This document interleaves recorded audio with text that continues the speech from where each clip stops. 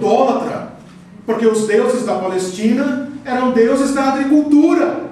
Eles precisavam fazer seus rituais para que esses deuses abençoem a terra, inclusive rituais sexuais, né? Como é que fala?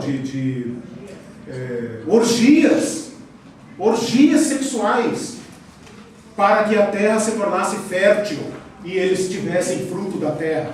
Então há uma esperança maior, digamos, um medo maior em relação à agricultura. Embora hoje o agricultor também, né, coitado, pode perder tudo, né, por questões climáticas e tudo mais, né? Mas assim como o semeador coloca lá sua semente e agora reza, né, para que dê certo, assim também o cristão sepulta lá o corpo dos seus amados, semeia lá, morreu em Cristo, mortos em Cristo, quer vivos, quer mortos, somos do Senhor, Paulo disse em Romanos, né? Quer vivamos, quer morramos, somos do Senhor, não faz mais diferença, né? A vida, a plenitude da vida está plenamente assegurada. Por quê?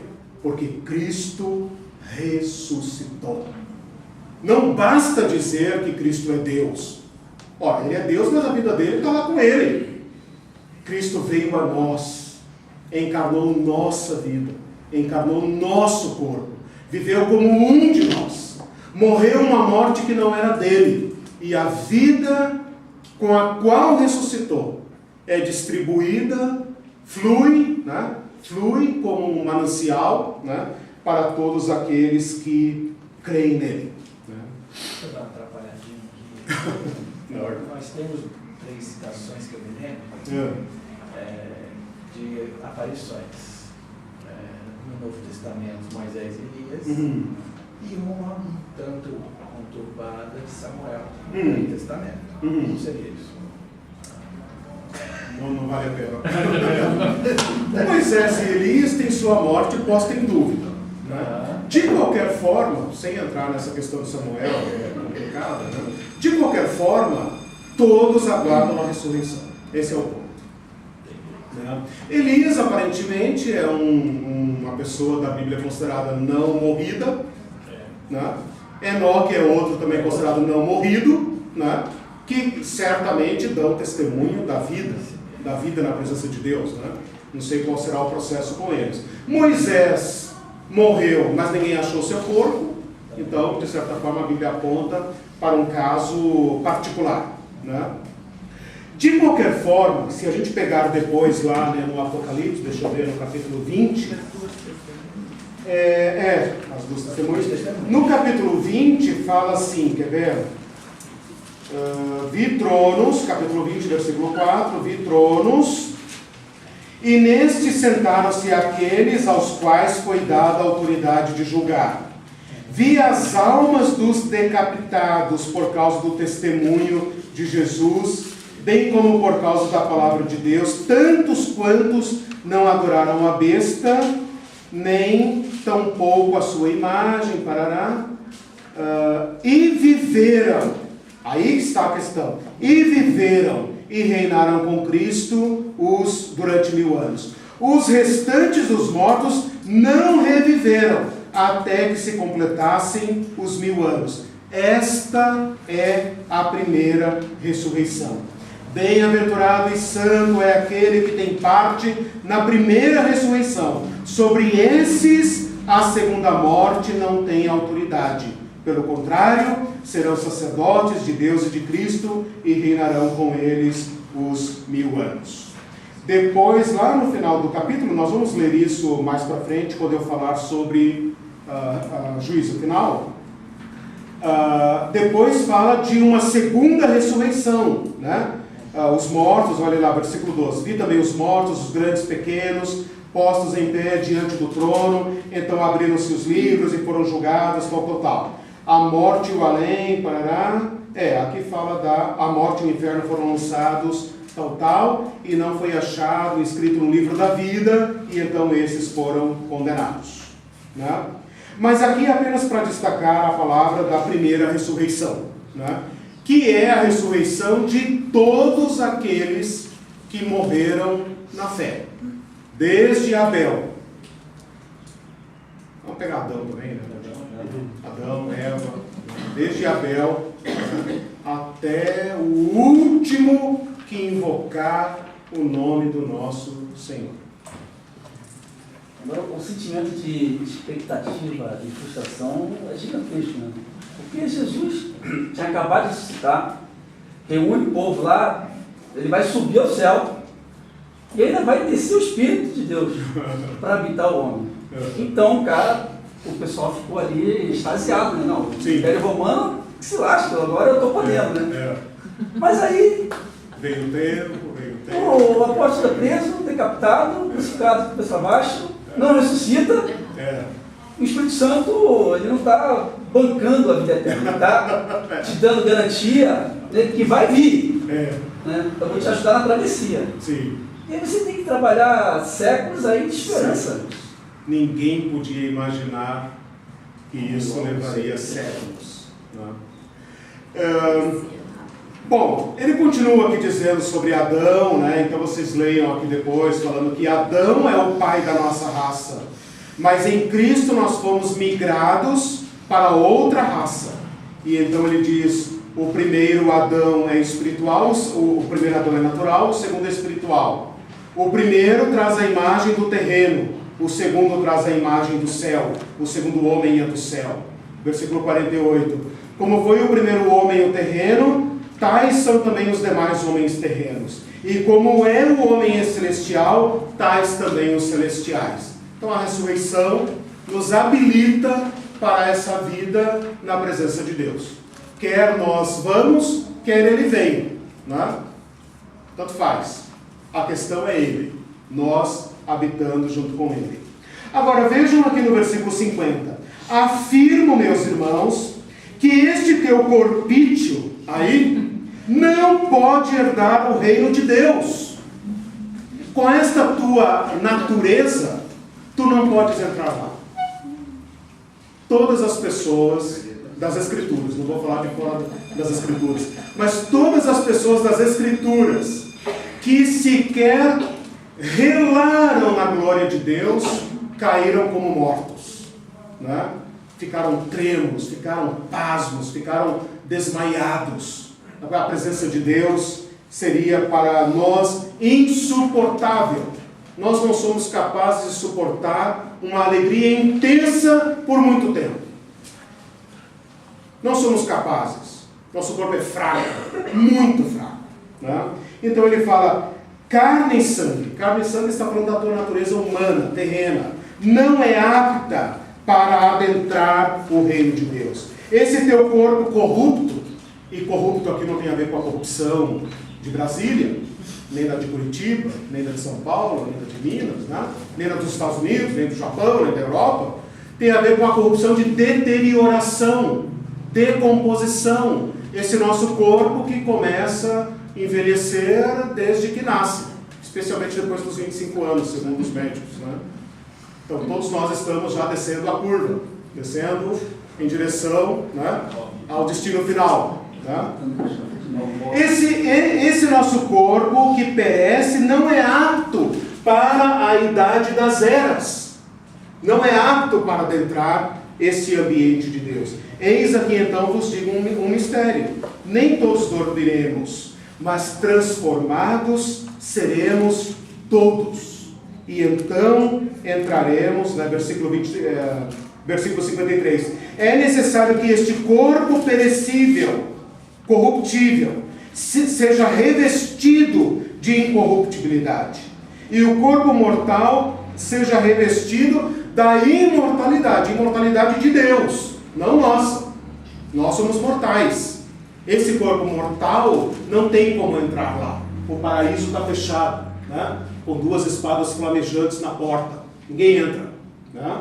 Mas esse nosso corpo tem que ser transformado. E quando este corpo corruptível se revestiu de incorruptibilidade, olha aí, não é mais passível de deterioração, e este corpo mortal se revestir de imortalidade, então se cumprirá a palavra que está escrita: Tragada foi a morte pela vitória. Onde está, ó morte, a tua vitória? Esse é um hino de despeito, né? Um hino de despeito, como se nós, dentro do paraíso, fizéssemos um bilu-bilu para a morte, né? Onde está aí? Vem me pegar, não sei o quê, onde é que eu estou agora? Né? Coisas assim. Onde está, ó morte, a tua vitória? Onde está, ó morte, o teu aguilhão? O aguilhão da morte é o pecado. E a força do pecado é a lei. Mas graças a Deus, podemos terminar nossa aula com esse texto, né? Graças a Deus, que nos dá a vitória. Vitória sobre a morte. Por intermédio do nosso Senhor Jesus Cristo. Portanto, meus amados irmãos, sejam firmes, inabaláveis, e trabalhem mais, sabendo que no Senhor o seu trabalho não caminha para o vazio, não caminha para o vazio, para o inútil, mas que o nosso trabalho está produzindo frutos para a eternidade. Irmãos, quando nós gastamos o ano todo falando de esperança, a nossa esperança não é vazia. A nossa esperança não é otimismo. Tomara que dê certo. Tomara que isso. Tomara que aquilo. Nós esperamos a vinda do nosso Senhor. Este é o conteúdo da nossa esperança. Não sabemos como, quando. Não adianta nos apertar com esse tipo de questão, né? Ah, mas vem cá, você não sei o quê. Cara, eu aguardo. Ele prometeu, Ele é fiel, Ele é Deus. Ele tem poder sobre todas as coisas. Ele diz que virá. Tem pessoas que falam para mim, cara, mas você, uma pessoa inteligente, crê ainda na vinda de Jesus?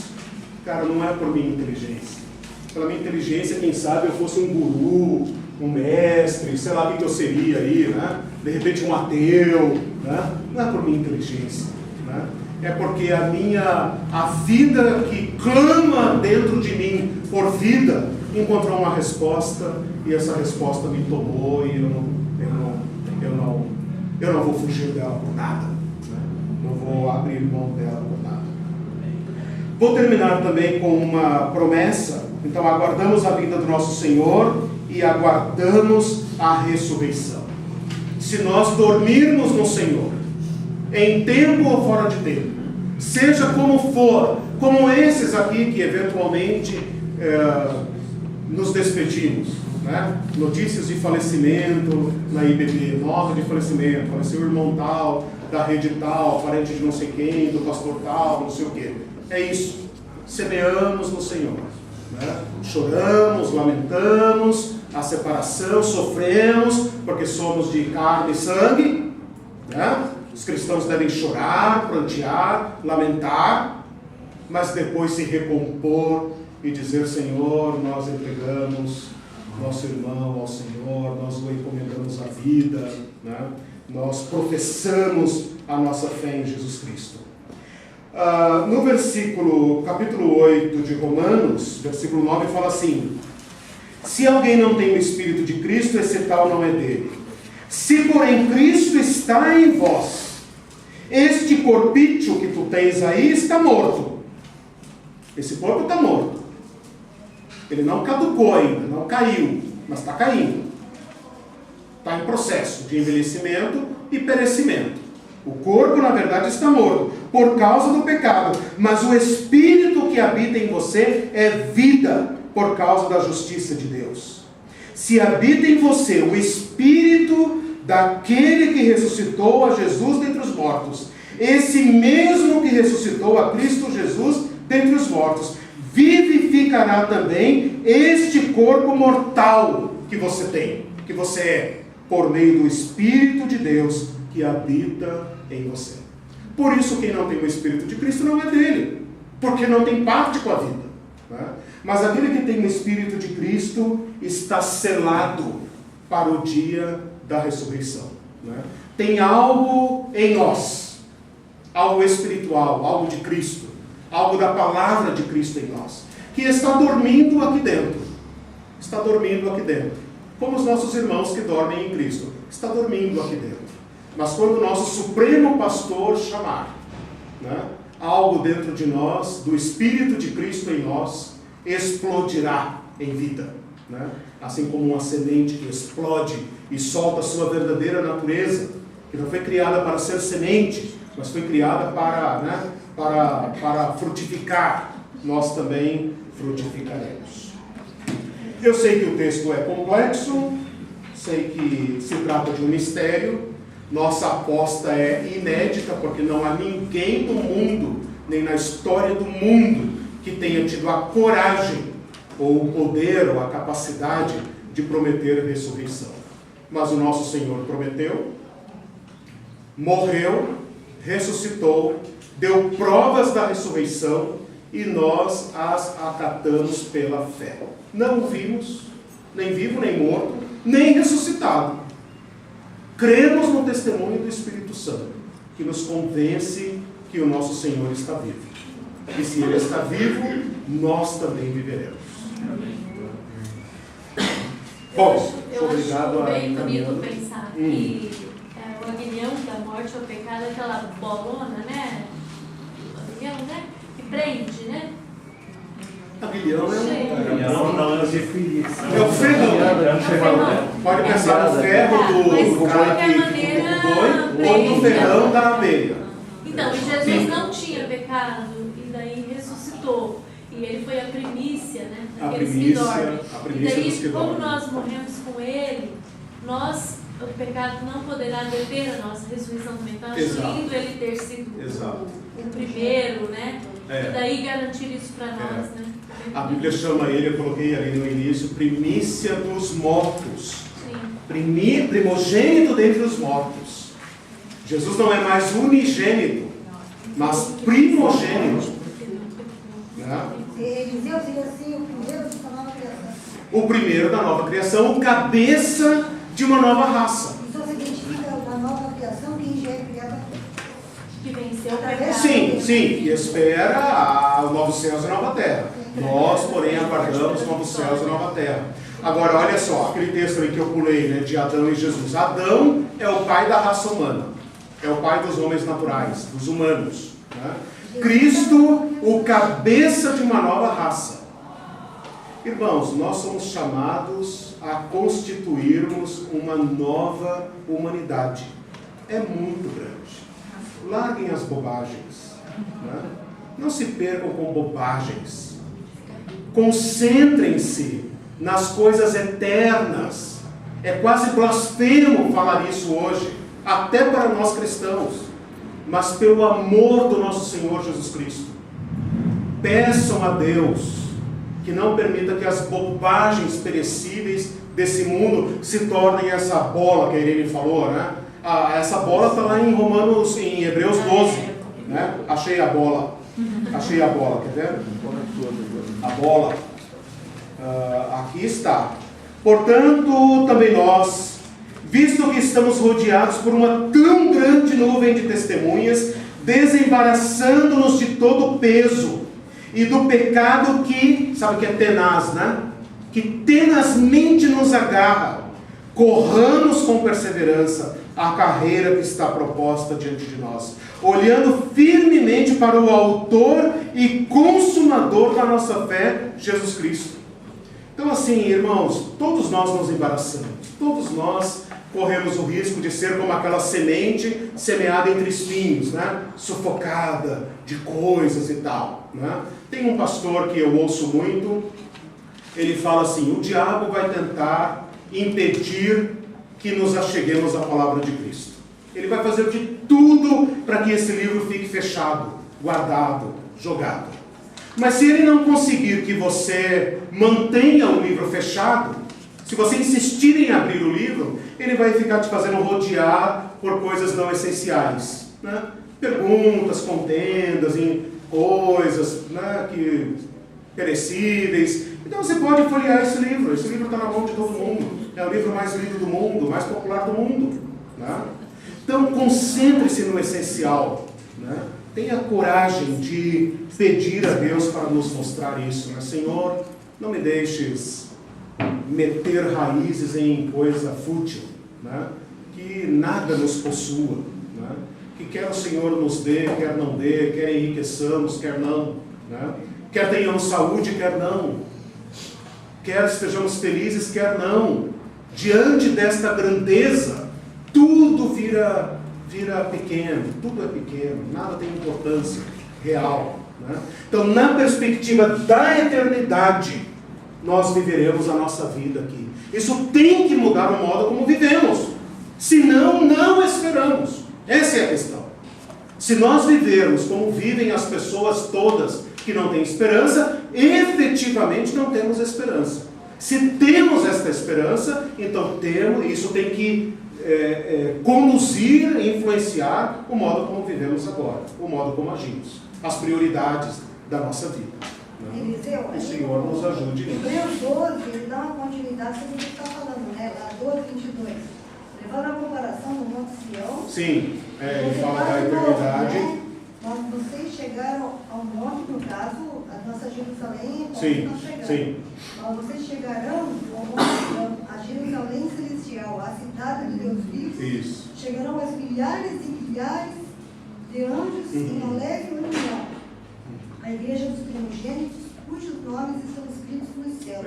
Vocês chegaram a Deus, juiz de todos os homens, e aos espíritos dos justos aperfeiçoados. A Jesus, mediador de uma nova aliança, e o sangue aspergido que fala melhor do que o sangue de Abel. Leia, acho que o último versículo, quando ele fala, retenhamos firme as promessas, né? É o 28. Portanto, já que estamos recebendo um reino inabalável, sejamos agradecidos e assim adoremos a Deus de modo aceitável, com reverência e temor, pois o nosso Deus é um fogo consumidor. Então, assim, ele fala ali no versículo anterior: abalarei muitas coisas, né? Tudo será abalado, mas o reino que virá é inabalável. Assim, a palavra ainda uma vez indica a remoção do que pode ser abalado, isto é, coisas criadas de forma que permanece o que não pode nunca ser abalado. Isso. Tendo, pois, um reino inabalável, retenhamos a fé, né? Guardemos firme a promessa, né, da esperança. Senhor nosso Deus, nós ficamos pasmos diante da Tua palavra, diante de Jesus Cristo, nosso Senhor, e nossos corações nos constrangem, Senhor, a nos prostrar diante de Ti, contemplar, ainda que vagamente, o que o Senhor tem feito para nós, a grandeza da herança que temos em Cristo, Senhor. Diante da glória desta herança, tudo mais fica pequeno e passageiro, tudo é abalável, como acabamos de ler. Pedimos, Senhor, um coração que aguarda o reino dos céus, um coração que vive à luz do reino dos céus. Sonda o nosso coração, aparta-nos dos nossos maus caminhos, aparta-nos das coisas pequenas que têm sido importantes para nós e dá-nos uma perspectiva, Senhor, de eternidade, uma perspectiva de vida. Que essa seja, Senhor, a nossa motivação. Nós não somos suficientes para isso, Senhor. Nós podemos esquecer tudo isso em poucos minutos, mas nós clamamos ao Senhor para que Teu Espírito Santo plante essas palavras em nosso coração, que o nosso coração as recepcione como terra boa, terra fértil, aonde a vida eterna pode dar frutos desde agora, mesmo antes da ressurreição, mesmo envelhecendo, mesmo enfraquecendo, mesmo em luta, mesmo tristes, seja lá como for que cada um de nós esteja, aquilo que está embaraçando, Senhor, os nossos caminhos, tornando a nossa carreira pesada, seja como for, que a alegria, Senhor, da esperança, a esperança do reino eterno, possa contagiar os nossos corações e contagiar as pessoas ao nosso redor. Nós Te damos muitas graças, Senhor. Não há palavras suficientes para devolver ao Senhor, por causa da grandeza das promessas que estão diante de nós. Nós Te adoramos verdadeiramente no nosso coração. Fazemos isso por meio do nosso Senhor e Salvador, Jesus Cristo. Amém. Amém, meus irmãos.